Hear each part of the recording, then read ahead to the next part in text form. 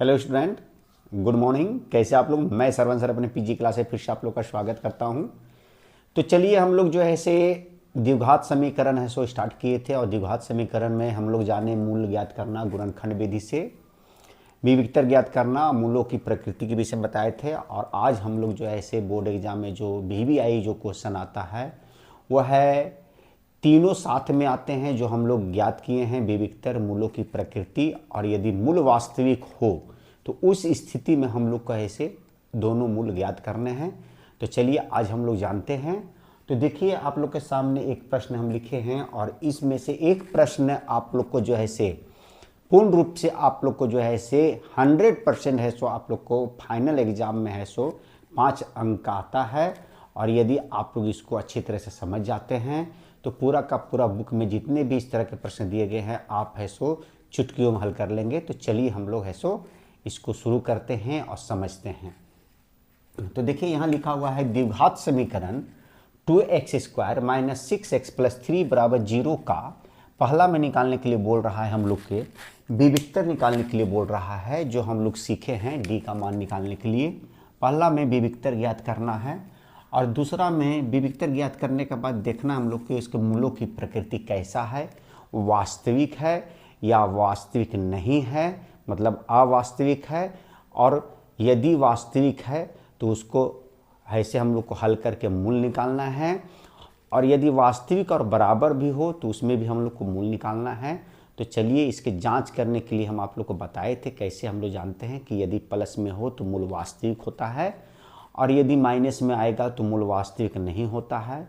और यदि डी का मान अर्थात विविक्तर का मान यदि 0 आता है तो मूल वास्तविक और बराबर होते हैं।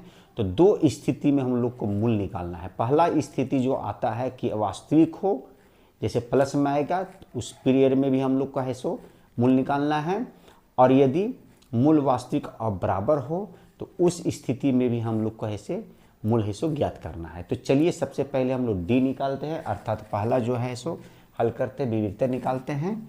तो सबसे पहले इसमें हम लोग जो है सो ए लिख देंगे, हल लिख देंगे, और इसको हम लोग हल करेंगे कि सबसे पहले हम लोग इसका जो है सो ए लिखेंगे, बी लिखेंगे।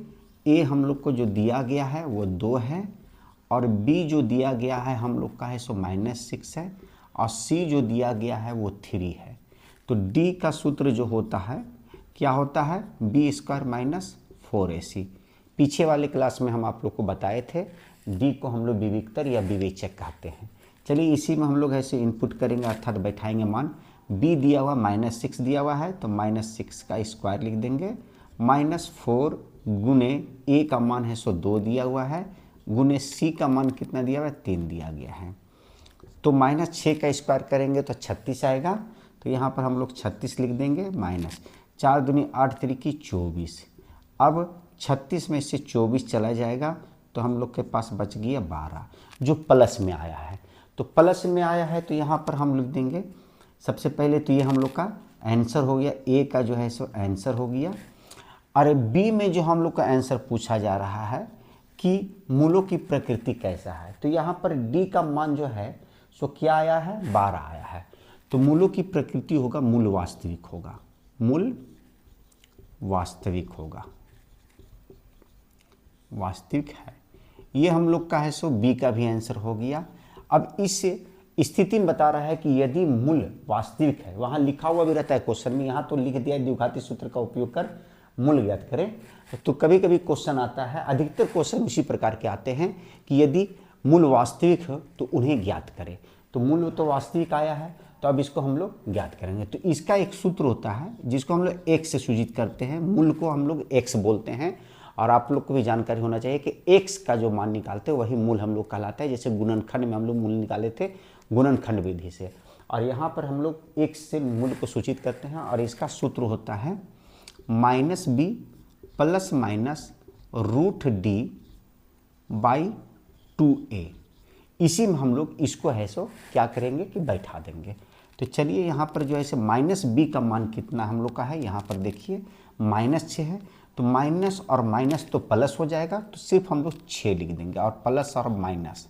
और डी का मान हम लोग का कितना आया है, तो 12 आया है, तो 12 लिख देंगे। बाई जो है सो 2a बोल रहा है तो 2 गुने a का मान हम लोग का 2 दिया गया है। अब देखिए 6 और प्लस माइनस 12 को हम लोग तोड़ देंगे। कैसे टूटेगा?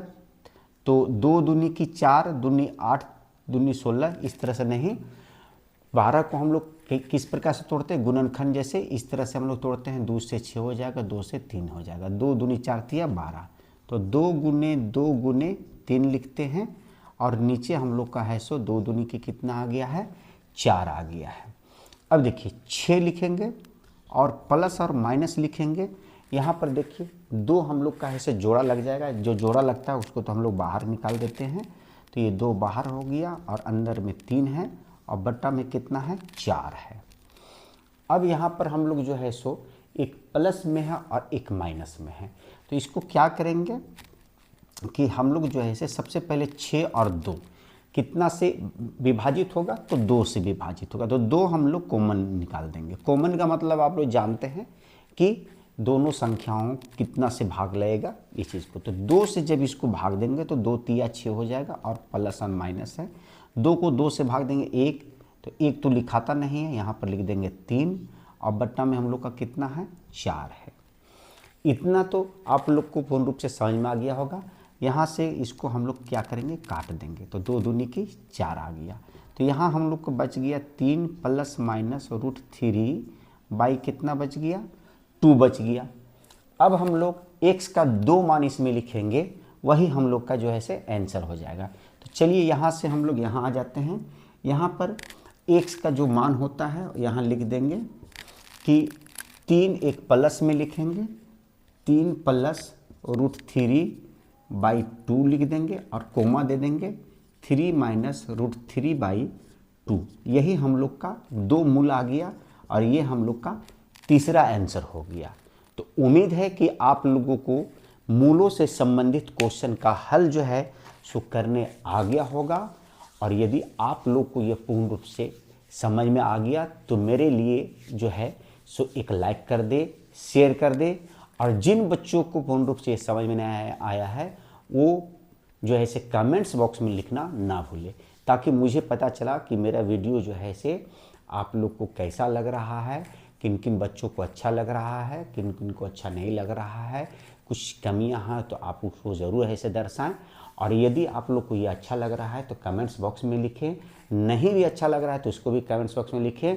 मैं बहुत मेहनत से आप लोग के लिए है सो ये वीडियो बनाता हूँ। और यदि अच्छा लगा तो मेरे लिए लाइक कर दे, शेयर कर दे। और जो बच्चे पहली बार मेरी इस वीडियो को देख रहे हैं, जो मेरे चैनल में नए आए हुए हैं, वो सबसे पहले मेरे चैनल को सब्सक्राइब करें, साथ साथ जो है सो बेल बटन दबाना ना भूलिए। यदि आप बेल बटन दबाते हैं तो मेरे द्वारा बनाया गया नोटिफिकेशन अर्थात वीडियो समय से आपके पास पहुँचेगा और आप बोर्ड एग्ज़ाम में 99% ला सकते हैं। ये मेरा एक जो है से समझिए कि ये मेरा जो है से एक प्रतीक्षा नहीं, ये मेरा एक दावा है कि आप जो है से मेरे अनुसार चलते हैं तो आपको 99% लाने से कोई रोक नहीं सकता है। तो चलिए फिर मिलते हैं नए वीडियो के साथ। तब तक के लिए have a nice day, take care.